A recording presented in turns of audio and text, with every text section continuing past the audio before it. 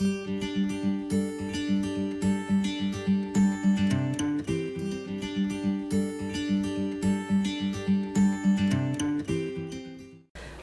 umaga po sa inyong lahat, mga kapatid. Kumusta po kayo? Bago tayo magpanimula ng ating dalanginan, umawit muna tayo ng awit ng ating Panginoon. Onward, Christian Soldiers. Kung meron kayong mga himnaryo sa inyong mga tahanan, buklatin ninyo o dili kaya sumunod kayo sa amin dahil nakalagay naman sa screen ang ating kakantahin. Onward, Christian soldiers, marching us to war, with the cross of Jesus going on before. Christ the royal master leads against the foe, forward into battle, see his banners go. Onward, Christian soldiers, marching us to war, with the cross of Jesus going on before. Like a mighty army moves the church of God. Brothers, we are treading where the saints have trod. We are not divided, all one body we, one in hope and doctrine, one in charity. Onward, Christian soldiers, marching us to war, with the cross of Jesus going on before. Crowns and thrones may perish, kingdoms rise and wane, but the church of Jesus constant will remain. Gates of hell can never against the church prevail. We have Christ on promise, and that cannot fail. Onward, Christian soldiers, marching us to war, with the cross of Jesus going on before. Amen. Tayo sumandaling manalangin. Papuri at pasasalamat ang aming kaloob sa inyo, Diyos, sa napakagandang umaga na iyong ibinigay sa amin. Ibinangon mo kami sa pansamantalang pagpapahinga namin at binigyan mo kami ng pagkakataon na katulad nito para purihin, sambahin, dumalangin kami sa inyo, idulog namin ang lahat ng aming mga bagay na pangangailangan namin at ang aming mga kapatid sa bayang ito. Samahan mo kami sa ilang mga sandali na kami magkasama-sama sa dalanginang ito. Sa pangalan ni Kristo na aming Panginoong Diyos, ito po ang aming dalangin. Amen. Muli sa inyo mga kapatid ang pagpapala at ang biyaya ng ating Panginoong Diyos na managana sa inyo. Dahil sa napakagandang umagang ito, gumising tayo. Kami na mga manggagawa ay gumising kami na napakaaga, alas 5, alas 6, at ginagawa na namin ang dalanginang ito para bawat isa sa atin, sa aming lahat dito ay makakasama kayo para sa patuloy na pagpuri at pagdakila natin sa ating Panginoong Diyos. Bago tayo magpanimula, ayaw niyo na bumasa ako sa mga salita ng ating Panginoong Diyos na itong magiging basihan. Today is May 5, and the journal reading according to the discipline is found in John chapter 14 verse 5 hanggang sa mga sumusunod na ganito ang winika ng ating Panginoong Diyos. Magpanimula ako sa 5. Sinabi sa kanya ni Tomas, Panginoon, hindi po namin alam kung saan kayo pupunta. Paano namin malalaman ang daan? Sumagot si Jesus, ako ang daan, ang katotohanan, at ang buhay. Walang makakapunta sa Ama, kundi sa pamamagitan ko. Kung ako'y kilala ninyo, kilala na rin ninyo ang aking Ama. Mula ngayon ay kilala na ninyo siya at inyong nakita. Sinabi sa kanya ni Felipe, Panginoon, ipakita po ninyo sa amin ang Ama at masisihan na kami. Sumagot si Jesus, matagal na ninyo akong kasama, Felipe. Diya't at hindi mo pa ako nakikilala. Ang nakakita sa akin ay nakakita na sa Ama. Bakit mo sinasabing ipakita mo sa amin ang Ama? Hindi ka ba naniniwalang ako'y sumasa Ama at ang Ama'y sumasa akin? Ang mga salitang sinasabi ko ay hindi ko sinasabi sa ganang aking sarili. Ang Amang sumasa akin ay gumaganap ng kanyang mga gawain. Maniwala kayo sa akin. Ako'y sumaama at ang Ama'y sumasa akin. Kung ayaw ninyong maniwala sa sinasabi ko, maniwala kayo dahil sa mga gawang ito. Sinasabi ko sa inyo, ang nananalig sa akin ay makagagawa ng mga ginagawa ko at higit pa rito sapagkat pupunta na ako sa Ama. At anumang hilingin ninyo sa Ama sa aking pangalan ay gagawin ko upang maparangalan ng Ama sa pamamagitan ng anak. Gagawin ko ang anumang hihilingin ninyo sa pangalan ko. Idaragdag ang pagpapala at ang biyaya ng ating Panginoong Diyos sa pagkarinig natin sa Kanyang mga salita. Muli po tayong manalangin. Sa inyo po naming dinadala, dakila naming Panginoong Diyos, ang mga talatang ito na binasa namin. At sa ilang mga sandali, samahan mo kami, Panginoon, para madulutan ka namin ng parangal at kapurihan sapagkat ikaw ang aming Ama na nagbigay sa amin at nagpahintulot ng mga ganitong gawain para maranasan namin ang iyong presensya sa pamamagitan ng iyong mga salita. Sa pangalan ni Kristo na aming Panginoong Diyos. Amen. Amen. Muli, dala po namin, kami ng mga manggagawa, dala po namin ang aming pagbati sa inyo sa napakagandang umaga na kaloob sa atin ng ating Panginoong Diyos. Ilang mga araw at ilang mga panahon, halos magdadalawang buwan na hindi tayo nakakasama at hindi tayo nagkikita-kita. Marahil sa mga tahanan ninyo, kung pupunta kami, lalo yung mga bago lamang naming nakilala dito sa San Pablo, pagbabalik kami sa inyo ay hindi na namin masundan ang mga daan papunta sa inyo. Sapagkat ilang mga araw at ilang mga panahon na hindi tayo nagkikita. Ako bilang pastor ninyo, hindi ako matanda. Tama ba yon? Hindi ako mapagtanda ng mga daan. Kung isa o dalawang beses lamang na pinuntahan ko o pinupuntahan ko, yung mga sumusunod, hindi ko na matandaan yung mga daan. Kaya kapag nagdadalaw kami, mas nauna ako ng isang taon kay Pastor Noel dito sa San Pablo. Pero ang paniniwala ko, parang mas maraming alam pa ni Pastor Noel na daan papunta sa inyo. Nauna na ako sa inyo, nauna na ako sa kanya ng isang taon. Pero isang beses lamang na dumalaw, nakasama ko si Pastor Noel. Pag niyayaya ko na bumisita kami, ako pang nagtatanong sa kanya, saan ang daan? Paano tayo makakapunta? Hindi ko alam ang pupuntahan. Sasagot si Pastor Noel, alam ko Pastor, ang daan papunta doon. Alam niya kaagad.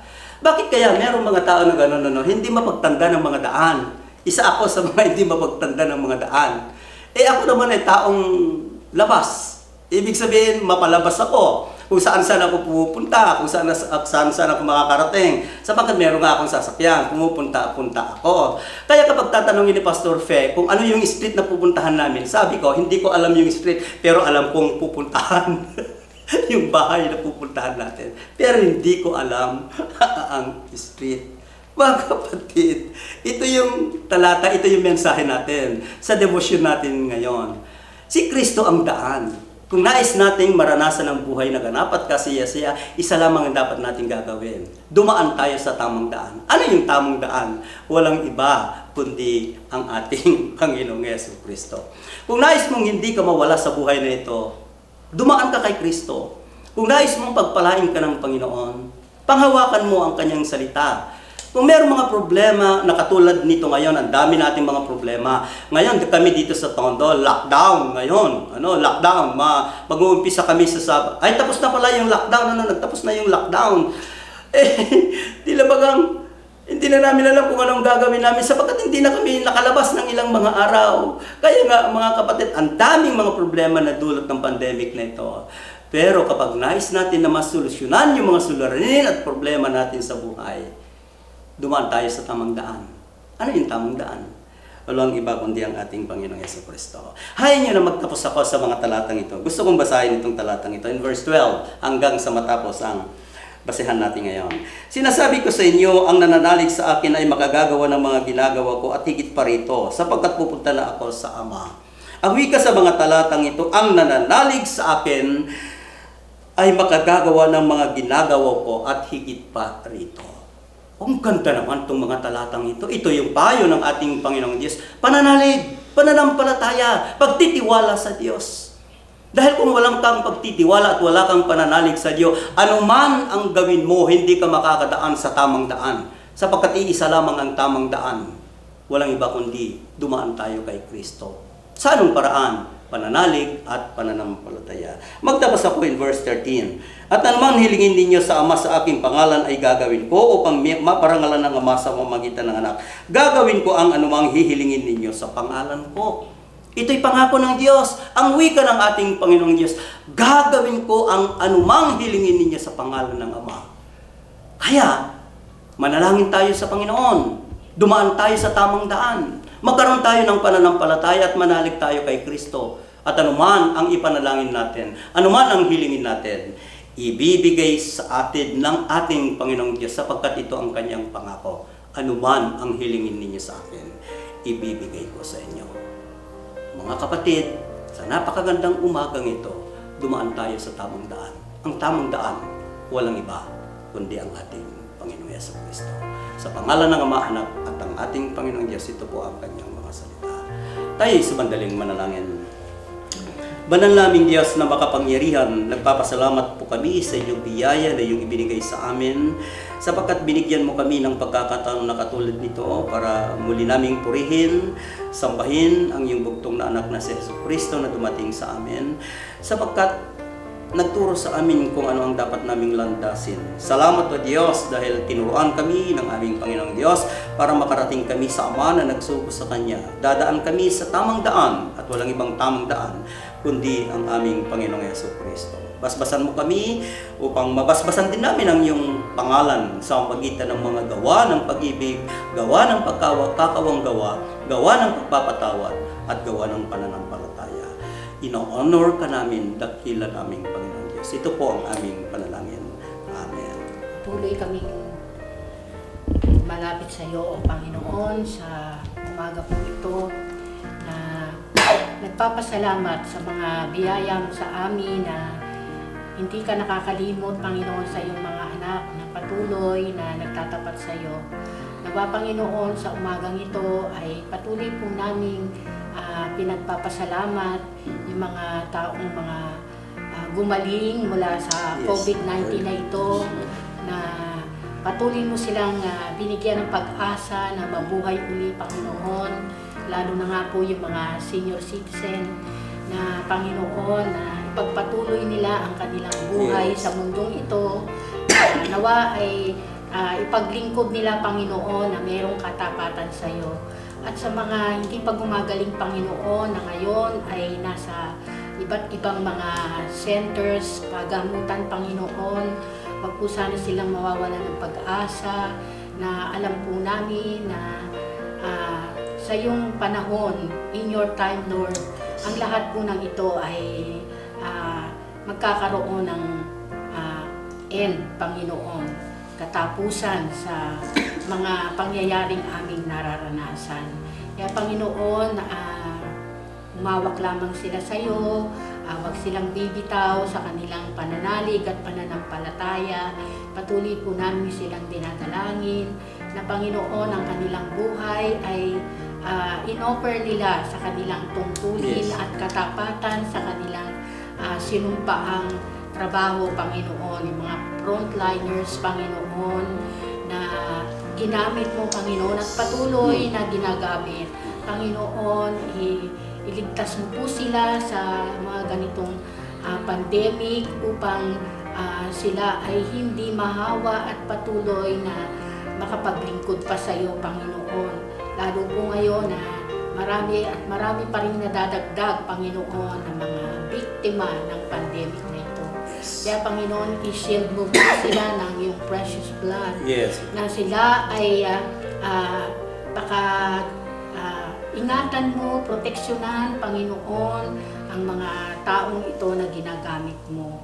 Nawa, Panginoon, ikaw po ang patuloy na sumakan nila, Panginoon, at huwag silang matakot o makaramdam ng anumang pangamba dahil ikaw ang Panginoon na hindi magpapabaya sa iyong mga anak Yes. na nagtatapat sa iyo. Salamat, Panginoon, at patuloy po namin silang isinasama sa panalangin ito sa pangalan ni Jesus na aming Panginoon. Amen. Amen. Pinagpapala ka namin, mga baging Diyos, sa umagang ito. At salamat po dahil meron pong tanging daan na maaari po namin patuloy na lakaran, O Diyos, sa aming paglalakbay, sa aming pananampalataya. Walang iba kundi Ikaw, Panginoong Yesus. Kung kaya sa mga kaugnayan po namin sa bawat isa, lalong-lalo na yung mga relasyon sa loob ng pamilya, Panginoon, sa panahong ito, O Diyos, pagpalain niyo po sila na patuloy na nagsasama-sama upang manalangin, upang magbahaginan, Panginoon, ng inyong salita sa loob ng bawat tahanan, Panginoon, ang bawat sambahayan ng St. Paul United Methodist Church, O God, katagpuin niyo po sila at patuloy, Panginoon, na ingatan at gabayan mo ng inyong mga salita, Panginoon, na wala na kami ibang pwedeng panghawakan at lalakaran pa rin, Panginoon, kundi Ikaw, O Diyos, at ang inyong mga pangako sa amin. Salamat po sa mga pamilya, O Diyos, na patuloy na nagsasama-sama sa mga sandaling ito upang katagpuin ka, Panginoon. Pagkaloob niyo po ang kanilang kahilingan, ang laman ng kanilang mga puso, Panginoon. Salamat po, patuloy mo silang i-cover, Lord Jesus, ng inyong banal na dugo at patuloy na maghari ka sa buhay nila at sa sambahayan nila. Dalangin din po namin ang aming komunidad na kinabibilangan at ang bawat tahanan, Panginoon. Maranasan nila na kayo ay Diyos ng pag-ibig na patuloy na kumakalinga at nagpapalinga, Panginoon. Pagpalain niyo po ang aming barangay, gayon din po ang kabuuan, Panginoon, ng aming bansa at ng buong mundo. Alang-alang kay Jesus na aming Panginoon. Ito po ang aming dalangin. Amen. Minamahal naming Diyos na makaparan sa lahat, Diyos na lumalang ng langit at lupa. Panginoon, muli naming dinudulog sa iyo ang aming simbahan, St. Paul United Methodist Church na nagmamahal sa amin, O Diyos. Ingatan niyo po sila at ilayo niyo po sila sama-sama. Gayon din po ang aming ministry, ang Galilee Outreach Ministry, O Diyos, kung saan man sila naroon ngayon, ay pagpalain niyo po at ibigay niyo po ang kanilang mga pangailangan. Panginoon, pinagkatubilin po namin sa iyong mga kamay ang aming bansa at nawa ay magkaroon muli kami ng economic recovery at magkaroon ng maraming trabaho sa aming mga kababayan at maraming hanap buhay, Panginoon, na mangyayari sa aming bansa. Lord, alam namin na itinalaga mo ang bansang ito na magiging New Israel na pinili mo upang maging tagapaghatid ng iyong banal na salita, hindi lang sa amin, kundi doon sa mga bansa na nais mong maligtas. Lord, alam namin na ikaw ay mas makapangyarihan sa lahat. Alisin na po ninyo ang salot na ito. Mahabag po kayo sa amin, O Diyos. At kami ay nananalig na walang sinuman na makakaagaw sa amin mula sa iyong mga kamay. At ikaw din ay nangako sa amin, Panginoon, na anumang aming kahilingan ay bibigay mo sa amin. Panginoon, pagpalain niyo po ang bawat isa sa amin ngayon at magpagkalma. Sa pangalan ni Jesus. Amen. Dalangin namin.